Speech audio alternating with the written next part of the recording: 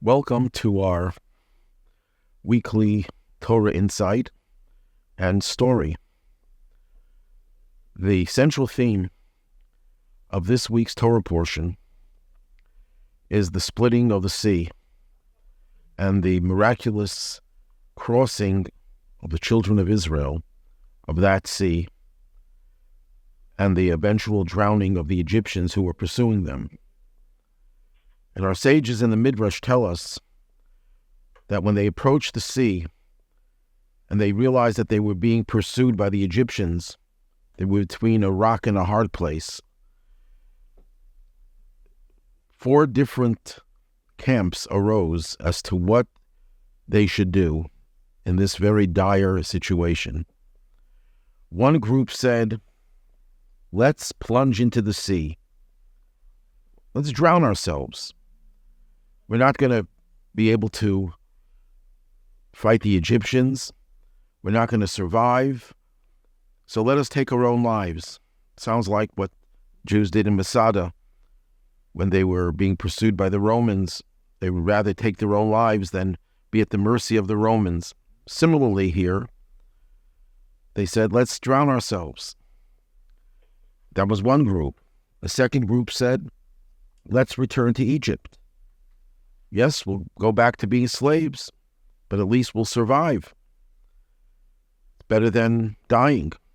Jews, for all of their history, celebrated life. And the expression, give me liberty or give me death, was not a Jewish concept. Judaism does not believe that a lack of freedom is worse than lack of life, because whenever there's life, even under the worst of circumstances, you could still serve God.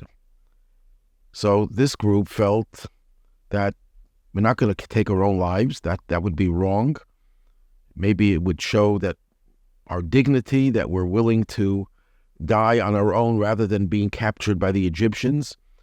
But that's not the right approach, because we have to live. The Torah tells us, "V'chai b'hem," you shall live with Judaism and not die, except in certain cases. There are 3 sins, cardinal sins, for which a Jew must give his life rather than submit to the one who was trying to force him to abandon his religion, and so on and so forth. That was the second group. Let's go back to Egypt. We'll be slaves there. The third group said, let's wage war against them. That sometimes, even though the Jewish people are conditioned to want peace and to want to live in peace with everyone, so there are times when you have no other choice. It's a matter of survival. You have to fight, and God will certainly help us. So they felt that that would be the right approach, to fight the Egyptians. A fourth group realized that all the other groups were futile. We certainly cannot take our own lives. That would frustrate and all of what God's purpose was in getting us out of Egypt. We should kill ourselves.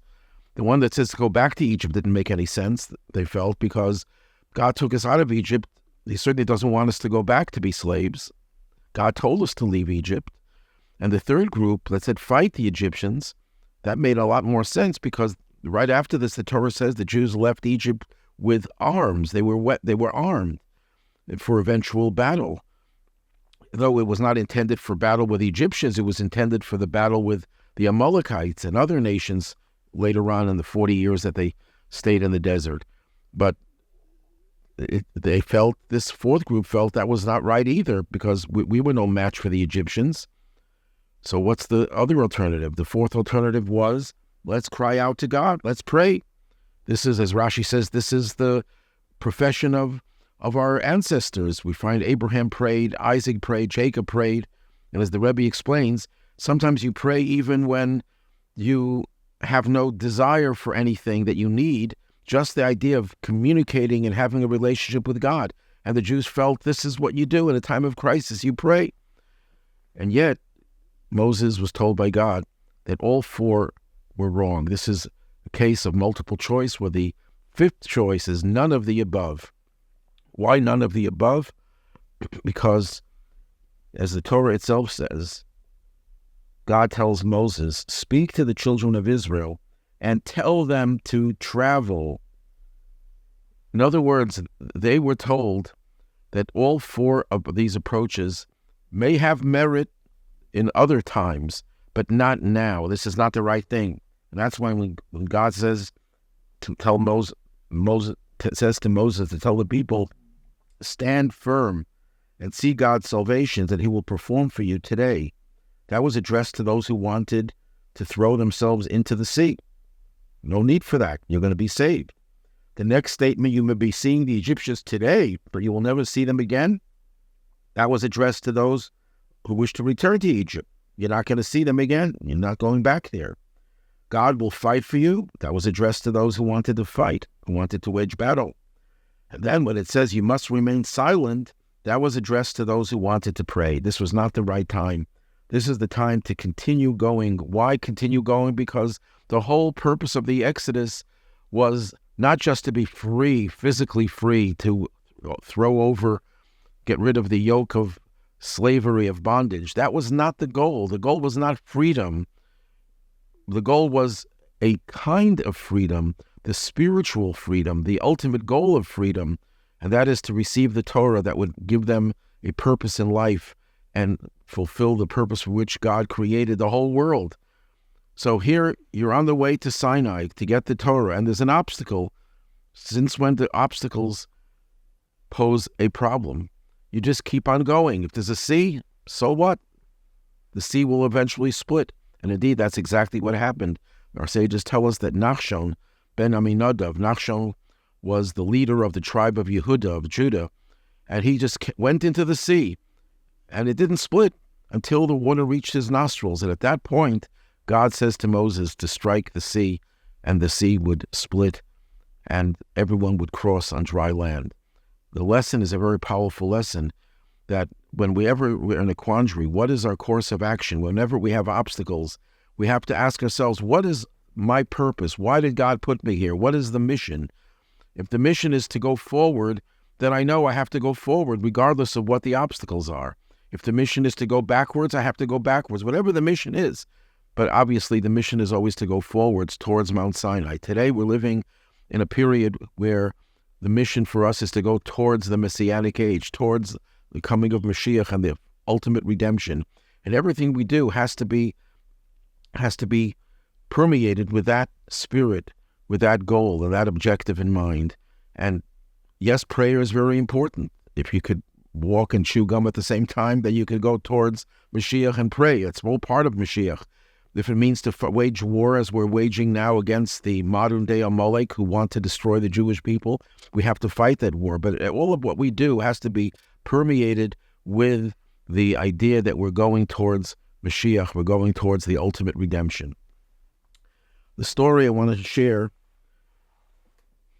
is a story about an Israeli who moved to America, who had a store in Manhattan, the east side of Manhattan, and he gets a phone call from the hospital, and he quickly shuts the store, and he rushes to Mount Sinai Hospital in Manhattan. He is told that his father is now in intensive care, and that he should come quickly. So this young man, whose name was Laser, comes to the hospital, and he finds his father in a room, and he couldn't recognize his father. His father was attached to all sorts of pipes and machines, and he felt that it was a mistake. It didn't look like his father, but then he realized, Laser Klein, that this was his father, and he's going through his thoughts. He'll never forget, he says, the time that he decided to leave Israel. He was 17 years old. He was a very good student, and he had different issues there, and he decided to run away from Israel, and he disappeared. And for years, he didn't see his family members. He never told them where he lived. Maybe they'll call the police. And this went on for several years. But then he got married, and he moved to New York, where he felt a little bit more secure. And then he finally sent some hints to his parents about where he lives. His parents, who didn't know where he was, were very excited to hear that the lost son was alive. And they, without any delay, they went to New York to meet him. And they were very excited when they met him. They believed they would never see him again. They were so happy that he was married, he had a family, and he makes a good living. And they couldn't leave their son, and they decided to stay in America. And Lazer told him, "You are my responsibility. I will do everything for you, financially and whatever else it needs to take care of your needs." And these are the words that he told him, "You are my responsibility," that reverberated in his mind as he's trying to digest what he was seeing now, that his father was so ill. The doctor told him that there's not much hope. He says, "Look, your father got a stroke. He's in a coma now, and this situation is not stable." And he says, "We don't know what kind of damage he suffered. We have to wait 24 hours, then we'll know a little bit more. We'll have a little bit more clarity." Lazer couldn't digest this. He understood that the situation is very serious, and he decided that he has to do whatever he can do to help his father. And when he looks at his father attached to all these different machines for breathing, for everything else, he was tearing up. And he said to himself, "I'm going to do whatever I can do to help you. Whatever cost was involved, I'm not going to withhold anything." And he went home and he's trying to organize his thoughts. He calls up his brother to tell him about this situation. The next phone call was to a Chabad Chassid, who he knew because he used to attend certain classes. His name was Benzi.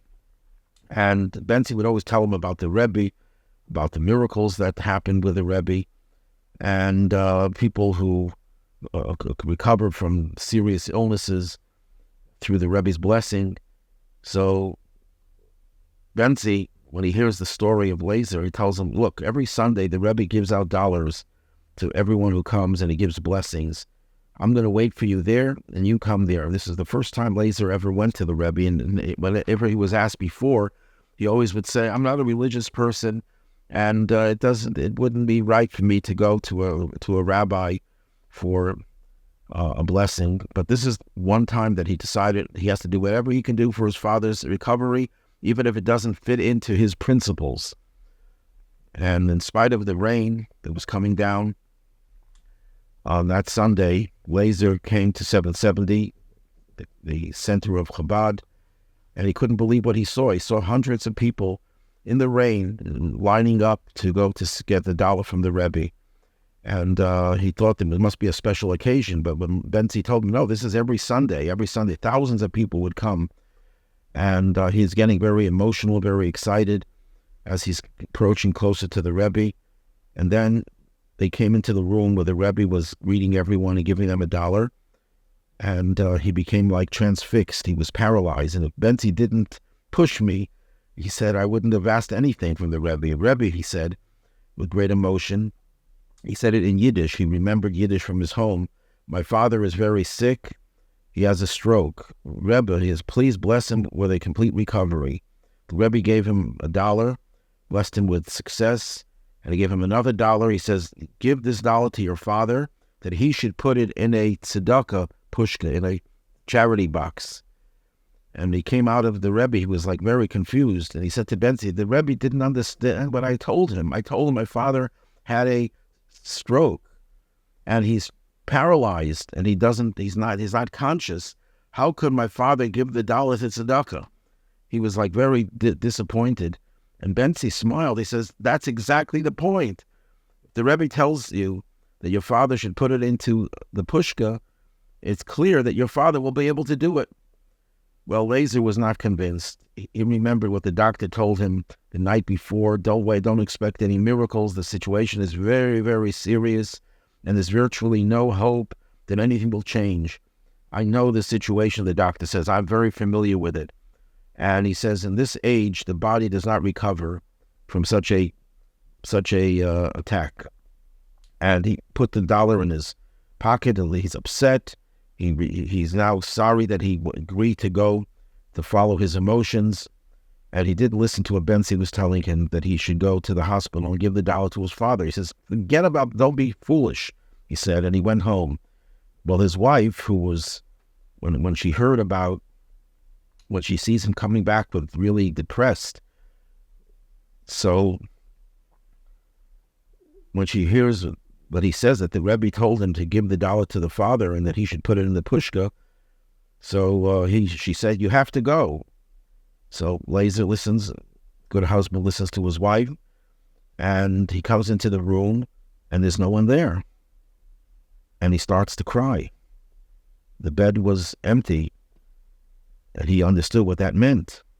And the doctor that was going by, coming into that room, he said, when did it happen?